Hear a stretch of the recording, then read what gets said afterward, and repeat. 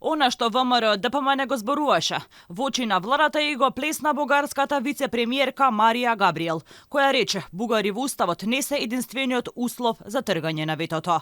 Секојдневните повторувања, ако ги ставиме бугарите во уставот, дека магично на Македонија ќе се отворат вратите до нијата, судејќи по изјавите на бугарските челници, се само празни зборови на СДСМ и ДУИ.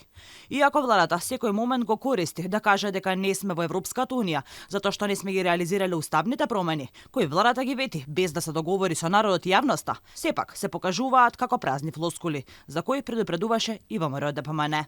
Лидерот на партијата денеска посочи дека власта лаже, дека уставните измени се последната пречка. Им ја плесна вистината во очи, тоа е вистината за која што ВМРО ДПМН и јас зборувам веќе година и половина. На јавна сцена се виде дека Маричич, Зечевич, Ковачевски, Ахмети, Османи, Груби го лажат народот во Македонија, дека ова е последната пречка, не е последната.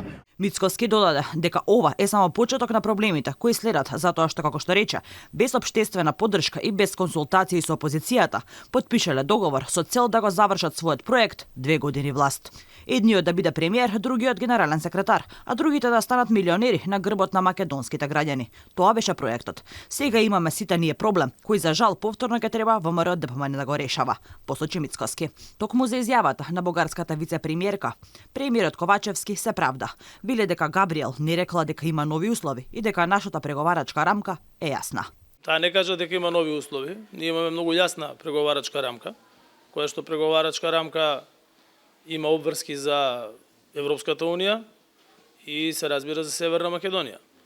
Ние во Брисел на последниот самит на Западен Балкан со Европска унија и на последниот Европски совет имавме најјасен заклучок до сега. Инаку, бугарската вице-премиерка Габриел вчера изјави дека Бугарија нема билатерален проблем со Македонија во однос на интеграцијата во Европската унија. И оти услов за продолжување на европскиот пат на Скопје не се само уставните измени, туку и почитување на договорот за добрососедство и пријателство и двата протокола.